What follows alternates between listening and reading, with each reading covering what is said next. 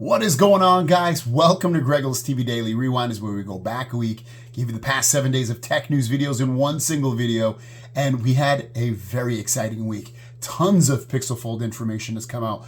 Officially what it looks like, officially the specs. Started off with some bad news, but ends with a bang. Really, really good news on the Pixel Fold. It rights those wrongs. We also talk about the Galaxy Z Fold 5 and we show that off, Z Fold 6, and so much more, guys. Enjoy this week and we'll see you in the next one. First, our first story of the day is a little bit of good news. Galaxy Z Flip 5, Fold 5, Galaxy Watch 6, probably some new earbuds as well. We've been hearing it might launch early, and the latest rumor coming out is that Samsung's Galaxy Unpacked event could take place in the final week of July, maybe sometime between July 25th and July 27th. Now, what does that mean for us in terms of release date? Well, usually when they do an Unpacked event, it's usually 2 weeks later or a week later, but most likely 2 weeks later, they release the phone out into the open. So you're probably not looking at a July release, July announcement probably, but a mid-August release. So it would be like a week or two earlier than usual, but it wouldn't hit that July release date in there like we might have heard it might happen. But so far, this is the latest rumor, so we'll see if it ends up happening or not.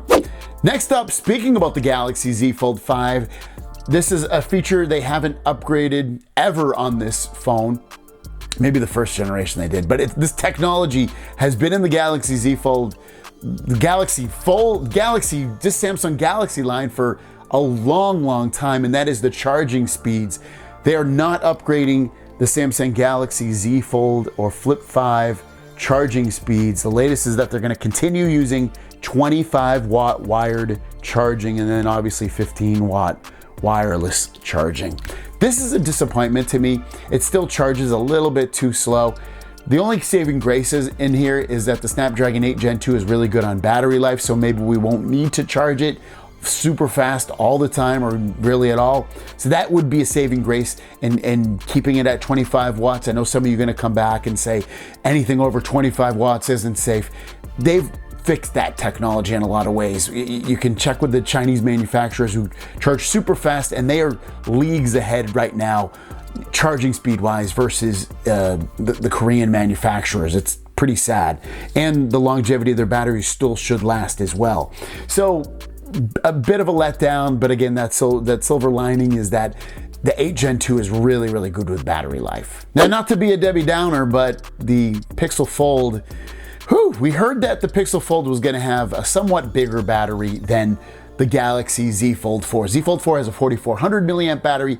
We heard the the Pixel Fold was going to have almost, not quite, but almost a 5000 milliamp battery. And we found out today it's not going to, and the charging speed's kind of slow. So here we go. The latest information from Yogesh Brar is that, and we'll run through this because we've kind of run through it, but maybe you didn't see the video, we talked about it, but the ending stuff is newer. So the 7.6-inch inside display, I should say, 120 hertz, 5.8-inch, 120 hertz display. You got that Tensor G2 processor, 12 gigs of RAM, 256 or 512 gigs of storage. You can see the rear camera is set up at 48, 10, and 10. Inner camera will be 8 megapixel, outer camera will be 9.5 megapixels, running Android 13, and then the battery, 4500 milliamps, so it is bigger than the Z Fold 4, and most likely the Z Fold 5 as well.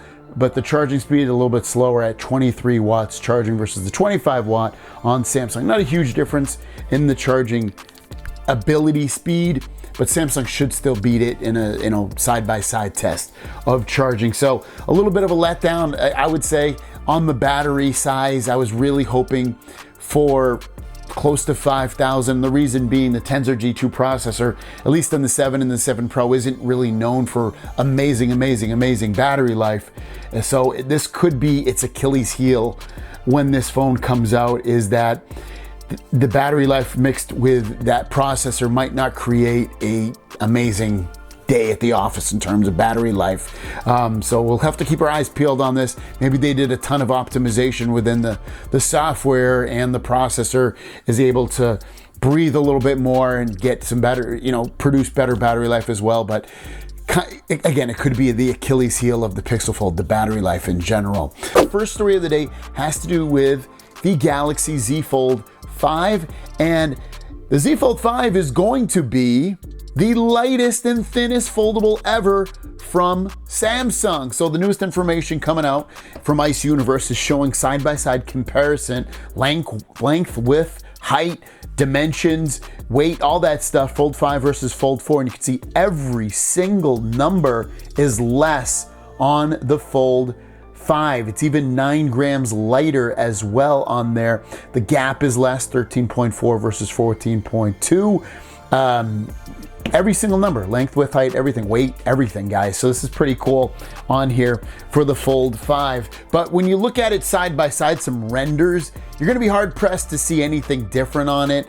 It is about 0.2 millimeters shorter, but ultimately it's gonna be very difficult to see really anything when you're looking at these. If you like watch someone's video, for instance, you probably wouldn't even know, honestly. It's gonna be one of those things. Now, when it's in your hand, that's gonna be another thing. It probably will feel a little bit different for you, maybe a little bit more comfortable, obviously less stress on your hand because of the weight and a little bit because of the size. So this isn't gonna be a monstrous upgrade again for the folding line. The last few folds have been pretty much nothing amazing in terms of their upgrades. It's been very moderate, minor, and this will be something very similar to that.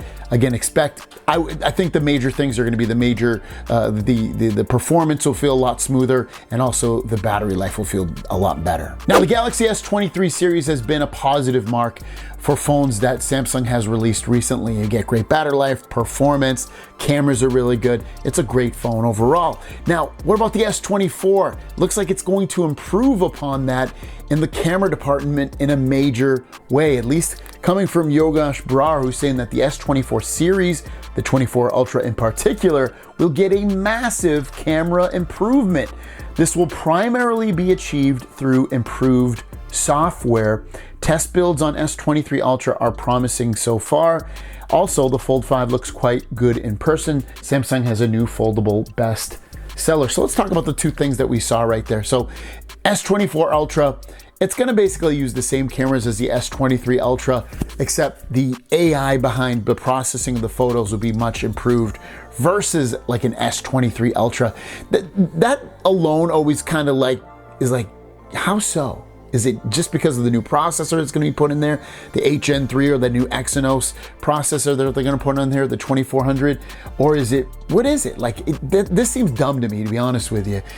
Why can't you bring that to the S23 Ultra as well? It's not that big a change. So I take it with a grain of salt in terms of like massively improved just because of the AI. Not to say AI can't improve things a lot, because you see it with the Pixel phones. Pixel takes really great photos because of all the processing done behind the scenes with the photos. Flip 5 though, to throw something in there, I think it is going to be a really big seller, especially with that big outside display. I think it's going to be a huge seller for Samsung versus the Fold 5 this year. I think it's going to really, I believe it always outsells the Fold 5, the Fold line, but I think it's going to really make a big dent in it this year because of that big change on there with that big display on the outside. Our first story of the day has to do with something you might be a little bit happy about, and maybe you won't be, but I know I'm kind of happy about it, and that is about the Galaxy Z Flip 5. As you hopefully know if you've been watching with my channel, the new design is confirmed, it looks like now. So Ice Universe is saying confirmed, Galaxy Z Flip 5 adopts a folder-shaped external display, and it's 100% confirmed, now adapting the software designs. And we take a closer look at the photo, you can see that towards the cameras, if you flip that around, it ends up looking like a folder. And we've gone over the discussion, at least I have, talking to you guys. You might have not said anything back to me while I'm saying it, unless it was through a comment. But ultimately, it's going to have that new design on that outside display, which is not only larger, it's a lot larger than the last generation, almost double the size. But it's cool looking, it's different. So there's gonna be a lot of fun, cool things they're gonna do that. A bunch of widgets, I would assume, on the back side of that will be there that you can interact with and control your phone and manipulate it in ways that you'd want to. Change the wallpapers on it. Look at yourself when you take photos better and easier. So there's gonna be some nice things about it, and I think it's gonna be a huge selling point. And I really think the Z Flip 5, even more so, like I said the other day, is going to really, really outsell the Z Fold 5, because the Z Fold 5 hasn't really changed. And to segue into the Galaxy Z Fold 5, look at that, I never segue, or at least I try to, and it's usually not super smooth, but this is a really good segue.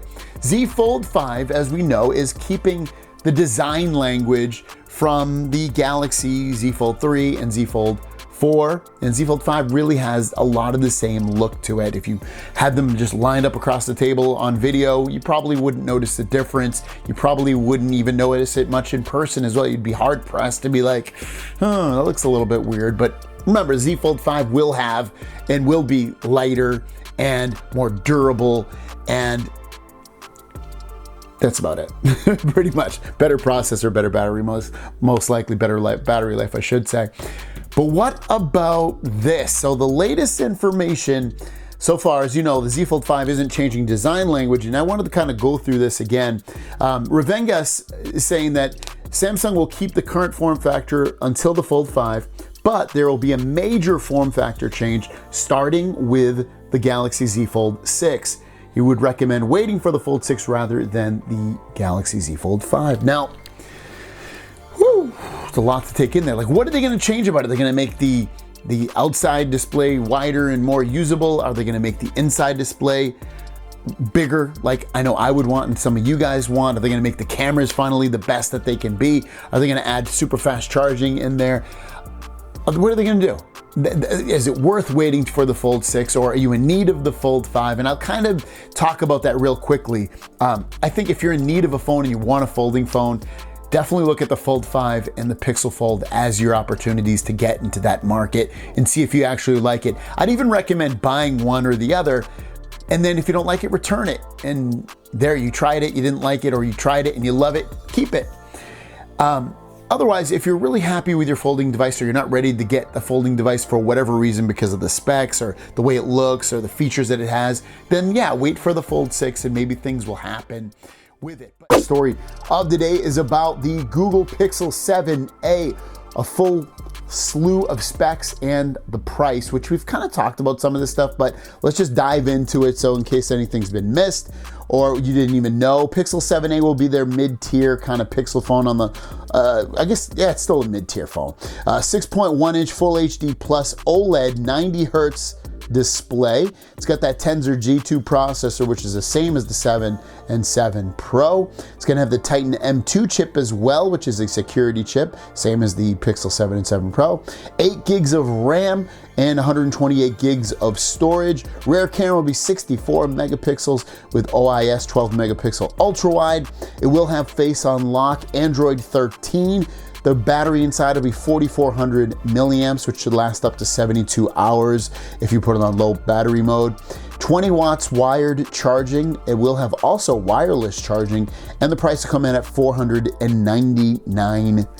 Now they're still gonna sell the Pixel 6a, which is I have that phone over there. It's still a really good phone, especially for the price. You'll probably be able to pick that up for like $299, and then maybe cheaper if you get it through some kind of deal or going on. But Pixel 7a should be out by June. Next two stories are a little bit of bad news, a little bit of good news, and we're gonna talk about first about the Exynos 2400 processor. It's been rumored to be showing up in the Galaxy S24 series in some parts of the world, especially the parts of the world that continually have gotten Exynos processors. Now, the last S23 line of phone everywhere in the world got the Snapdragon version of the processor, and I know some of you that have the Exynos processor or had it have lag issues and overheating and battery problems. And hopefully it's been rectified with the Exynos 2400, because it's now basically official. This is coming from ZDNet in Korea, and this is from a Q1 financial phone call officially from Samsung, saying that the possibility of the Samsung Exynos Galaxy S24 flagship smartphone re-entry is in progress. So what that means is, and you can read the whole article because it's linked down below, but basically on that call they said that it basically will be coming out for the S24 series of phones. Again, not everywhere, but where Exynos normally is released, which is a bit of a letdown, I think, especially when you see how great the Snapdragon 8 Gen 2 has been, and then there's already talks that the 8 Gen 3 is going to even perform much better than that. So we've seen benchmarks with the Exynos 2400. They're not awful by any stretch of the imagination, but as you know, some things don't work so well. I see it as a bad thing for consumers in a way, but I see it as a good thing for Samsung. One, it keeps their costs down most likely. The other big part of it is that they're able to keep everything in-house, not everything, but they keep another piece of the puzzle inside their house. You know, they can build it, they can create software updates quicker than this because it's their processor. So at the end of the day, it's not awful, but it might be. Next up is some good news, and it's coming from that same Q1 financial call, and it's about a new foldable phone coming out from Samsung. And the latest information about this coming from Ravenga saying Samsung Electronics has hinted at a possible early launch of a new foldable smartphone, not the Fold 5, not the Flip 5. This is a move to accelerate the MX division's new momentum, which was planned for the second half of the year to overcome a weak first quarter. He says, Daniel Araujo, Senior VP of Samsung MX Strategic Planning Team, said during the company's Q1 earnings call on April 27th that the company will prepare in advance for the launch of a new foldable models in the second half of the year, along with reboot marketing of existing foldables. So you might have been like, well, he's talking about the Fold 5 and Flip 5, but he says new and existing. So it sounds like he's talking about that new either tri-folding phone or folding tablet, or maybe both, but it looks like more folding devices officially coming from Samsung in the second half of this year, meaning that from June till December of 2023, there'll be one or two extra devices outside of the Fold 5 and Flip 5 that will be released. My first story of the day is about the Galaxy Watch 6 and some of the features that potentially might be in it, and some of these features are really nice. So let's check this out. So the information is a tweet coming from the Galax saying that the Watch 6 series will feature the Exynos W980 processor, have a 3000 milliamp or 300 milliamp battery. 3000 would be absolutely huge. 425 milliamp battery. I guess it's between the two different sizes of the phone, of the watch. Bigger displays, which is always nice. Thinner bezels, again, which is always nice and looks great. Curved frame. Currently it's flat. Blood glucose monitoring, I love this, so you can check your blood sugar levels. Physical rotating bezel for the classic models, and improved durability. This is a nice feature update for that Galaxy Watch 6, maybe enough to make some people upgrade. Now, don't get me wrong, Watch 5 is still a great watch, but maybe you want something new, something sleeker, something sexier with a few more features. This would make some sense. Next up is about the Galaxy Z Flip 5 and more fuel in this fire, and I like adding fuel on the fire when new updates and information comes out about this, because it's looking like it's still going to come out early. And given that the production estimates for the Z Flip 5 for July 2023 are almost double that of the Flip 4 in 2022, it is very likely that they are launching earlier this year, which we have heard, which would be a good move to create distance with the iPhone 15 launch. It would also be great to add some distance and against their competition, regardless of the iPhone or the other folding phones that are coming out, just anything that's coming out at that point in time. So that's great to see that. More fuel in the fire of the Flip 5 and Fold 5 obviously coming out a little bit early, which is probably going to be about 2 weeks. And then, you know, all the changes. Hopefully you've been watching the channel. You can go back in my catalog of videos to watch and see what those changes are.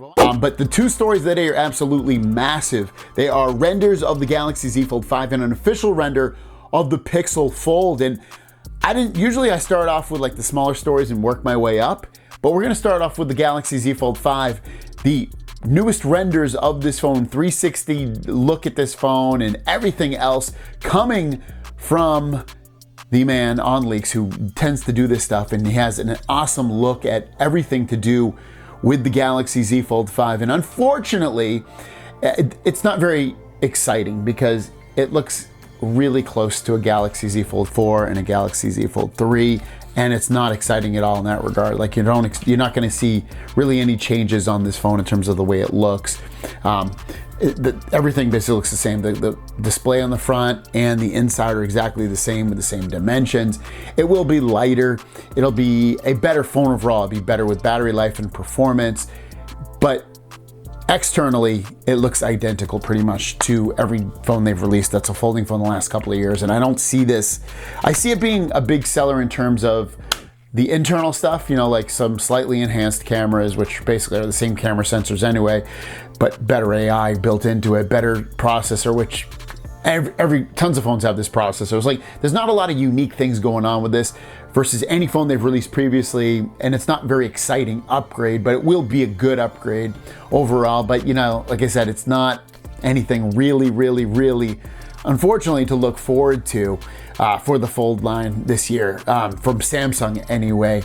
So you saw that you look at the Galaxy Z Fold 5. Let's get to the main event here. These are official renders from the Pixel Fold. EV Leaks had leaked these out, and other people started tweeting some additional photos of it. And it's finally, I think one of the biggest takeaways about the Pixel Fold is that you can finally use the inside display, outside display, I should say. This is really not fun to use. You can see it's super skinny and kind of difficult to use.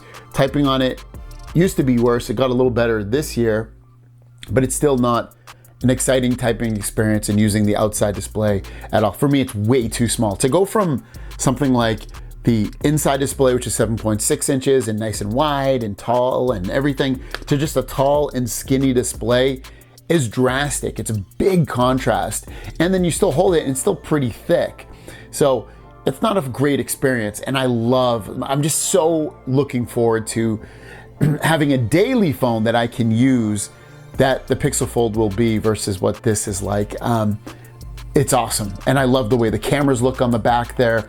I would love to see an official render of the inside display, which we should probably get in the next couple days, I would assume, so don't fret about that. But it's quite exciting seeing all of this stuff for the Pixel Fold come out. It's a phone that is going to be, you know, $1,799 and higher.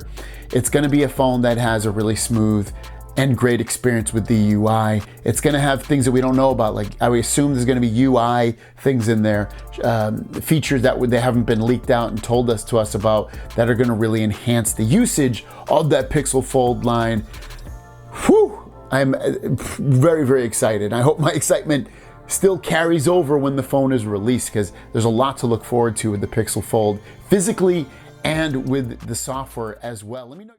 Google Pixel Fold, some more information come out. We get to see the official inside display and even more specs, and it fixed some incorrect specs that we thought were correct, and now it looks like they are correct. And though the corrected specs are actually better than we thought. So we're gonna dive through all of that. So let's do it. Let's first start off with the inside display. So we knew what it was gonna pretty much look like, but this is really what it looks like in an official render. And you can see it does have a sizable bezel, especially compared to something like the Galaxy Z Fold 4. You know, this is basically just all display all the way around as an under display camera. Even some of the other foldables don't really have as big a display, as big as a bezel. They have it sitting on top there where you can see the camera. So I know that's gonna be, some people are gonna be turned off by seeing the actual bezel.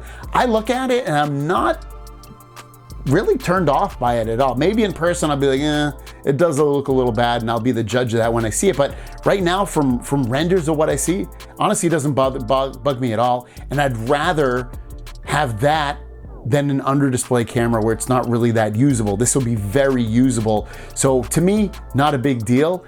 And the display in general really looks like something that you could multitask on really easy, just like the Z Fold 4, don't get me wrong.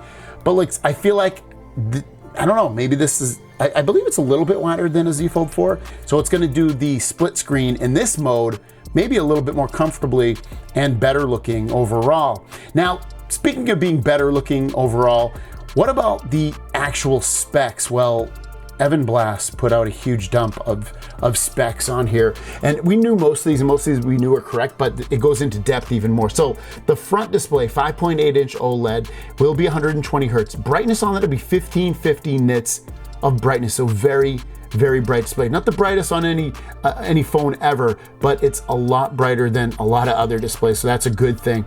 The inside display will be 7.6 inches OLED, 120 hertz, and this display is a little less bright than the outside. It's 1450, but again, still bright enough to see outdoors and use outdoors.